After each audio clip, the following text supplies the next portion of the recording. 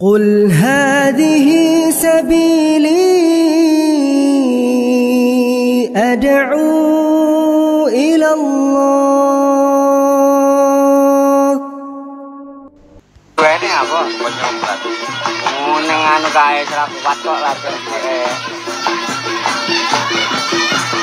Enak ya. Ini Pak Suhaib. Iya. Lata lagi ngerti kita.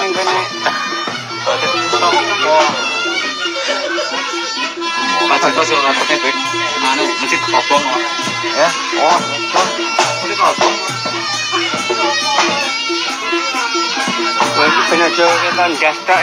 Assalamualaikum warahmatullahi wabarakatuh. Alhamdulillah, salatu wassalamu ala rasulillah, amma ba'd.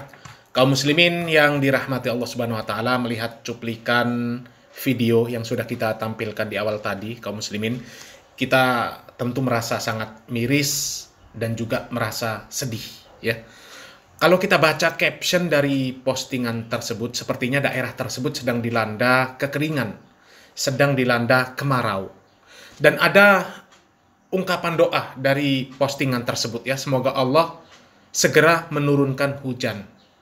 Kalau kita artikan postingan tersebut, ya, itu Dukuh Medang sedang menggelar seni reog. Semoga Allah segera menurunkan hujan. Karena ketika waktunya sawah mau diolah atau ditanami, nggak ada air. Daerah kalian bagaimana, saudaraku? Apakah sawah-sawah sudah diolah atau ditanami, apa belum? Jadi itulah arti dari postingan tersebut, ya. Kami pribadi terus terang kaum muslimin sangat sedih dan merasa miris ketika membaca postingan tersebut, ya. Dalam kondisi susah, diberi ujian, kesusahan air, kemarau, yang seharusnya kondisi tersebut menjadi ladang pahala bagi mereka, justru malah menjadi ladang dosa. Karena apapun bentuknya musibah kaum muslimin, kemarau, kesusahan air, atau musibah apapun yang bentuknya kesusahan, itu semuanya ujian dari Allah Subhanahu wa Ta'ala. Kalau kita bersabar, menyikapi dengan benar, meminta kepada Allah untuk mengangkat musibah tersebut dengan benar, maka di sana terdapat keutamaan yang luar biasa. Karena musibah apapun itu sebenarnya teguran dari Allah Subhanahu wa Ta'ala. Teguran karena kesalahan kita, supaya kita kembali kepada Allah, mohon ampun kepada Allah, kemudian memperbaiki diri.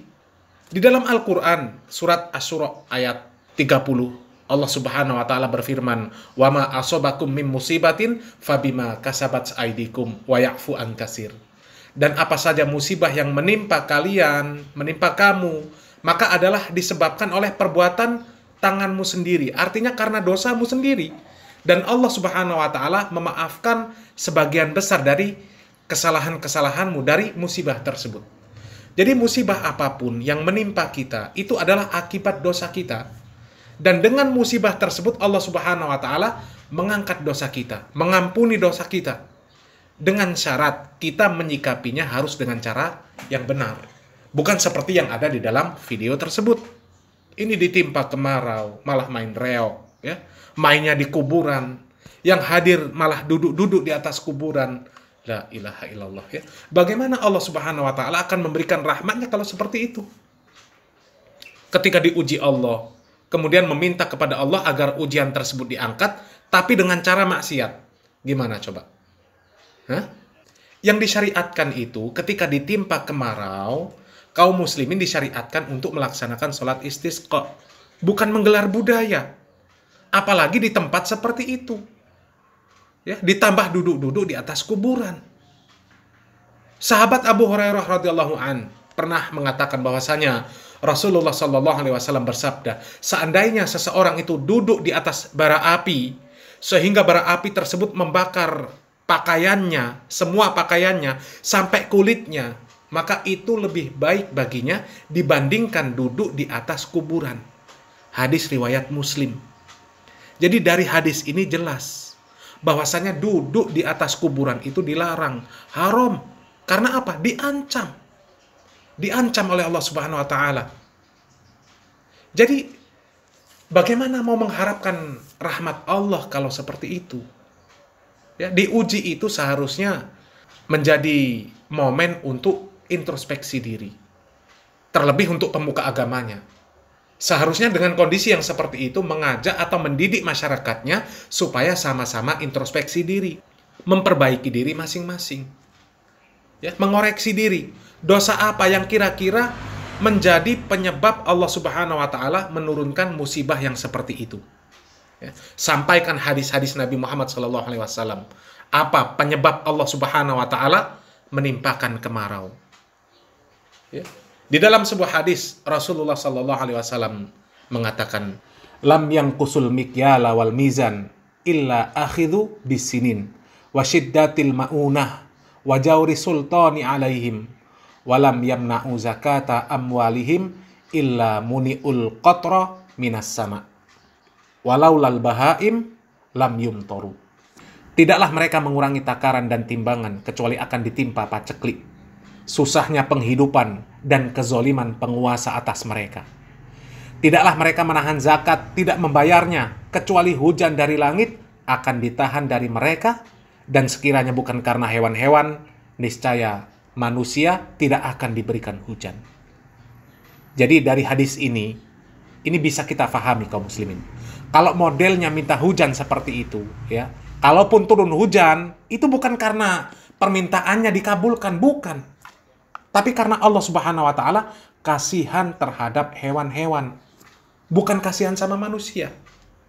Karena sudah jelas dikasih musibah, ya, musibah itu karena banyak dosa, dikasih ujian, ya, supaya taubat, kembali kepada syariat Allah, kembali kepada ketaatan, bukannya taubat, bukannya kembali kepada ketaatan, malah bermaksiat. Ya, bagaimana dikatakan doanya dikabulkan? Itu hujan turun, kalaupun turun itu karena Allah Subhanahu wa taala kasihan terhadap hewan-hewan. Dan yang seperti itu kaum muslimin yang paling bertanggung jawab itu adalah pemuka agamanya. Kejadian yang seperti itu. Artinya pemuka agamanya ini tidak bisa mendidik masyarakatnya, tidak bisa mendidik kaum muslimin. Entah tidak bisa mendidik atau memang pemuka agamanya ini tidak faham syariat Islam yang benar. Karena banyak orang-orang yang diakui sebagai pemuka agama, tapi tidak faham terhadap tauhid, tidak faham terhadap syariat Islam yang benar. Malah justru sebaliknya, kadang ada pemuka agama yang mengajak masyarakat untuk melakukan kemaksiatan. Ketika ditimpa musibah, mengajak masyarakat untuk melakukan kemaksiatan, bahkan sampai kepada kesyirikan. Memasang tumbal-tumbal, masang sajen, menghanyutkan kepala hewan, menghanyutkan ke laut larung sesaji itu, ya, dengan harapan dapat rahmat dari Allah, ya, supaya panennya melimpah dan sebagainya. Jadi kalau ada orang yang diakui sebagai pemuka agama Islam tapi melakukan yang seperti itu, maka jelas itu pemuka agama yang jahil, yang tidak tahu terhadap syariat Islam, ya, tidak tahu terhadap syariat Islam yang benar. Jadi jangan diikuti kalau ada yang seperti itu. Kemudian kaum muslimin, terakhir ada sebuah kisah yang menarik, ya, dari Al-Imam Hasan Al-Basri. Ini kisah yang seharusnya menjadi pelajaran bagi kita semua. Ya. Ada seorang laki-laki yang mengadu kepada Al-Imam Hasan Al-Basri tentang kegersangan bumi. Maka beliau mengatakan, beristighfarlah kepada Allah Subhanahu wa taala. Kemudian yang lain mengadu kepada beliau, kepada Al-Imam Hasan Al-Basri tentang kemiskinan. Maka beliau juga berkata kepadanya, beristighfarlah kepada Allah Subhanahu wa taala. Dan kemudian ada lagi yang datang meminta supaya Al-Imam Hasan Al-Basri ini mendoakan dia agar dia diberikan keturunan. Karena sudah lama tidak memiliki keturunan, tidak diberikan keturunan. Maka beliau mengatakan, beristighfarlah kepada Allah Subhanahu wa taala. Kemudian ada lagi yang mengadu tentang kekeringan kebunnya, kemarau artinya. Beliau pun mengatakan yang sama, beristighfarlah kepada Allah Subhanahu wa taala. Dan kemudian mereka pulang, kemudian menganjurkan kepada manusia untuk melakukan hal tersebut. Maka Al-Imam Hasan Al-Basri pun mengatakan, aku tidak mengatakan yang seperti itu dari diriku sendiri. Artinya bukan kehendak dari Al-Imam Hasan Al-Basri, tapi sungguh Allah Subhanahu wa taala telah berfirman di dalam surat Nuh ayat 10-12. Apa kata Allah Subhanahu wa taala di dalam surat tersebut? Allah Subhanahu wa taala mengatakan, "Faqultu astaghfiru rabbakum innahu kana ghaffara yursilis samaa 'alaikum midrara wa yumdidkum bi amwali wa banina wa yaj'al lakum jannati wa yaj'al lakum anhara.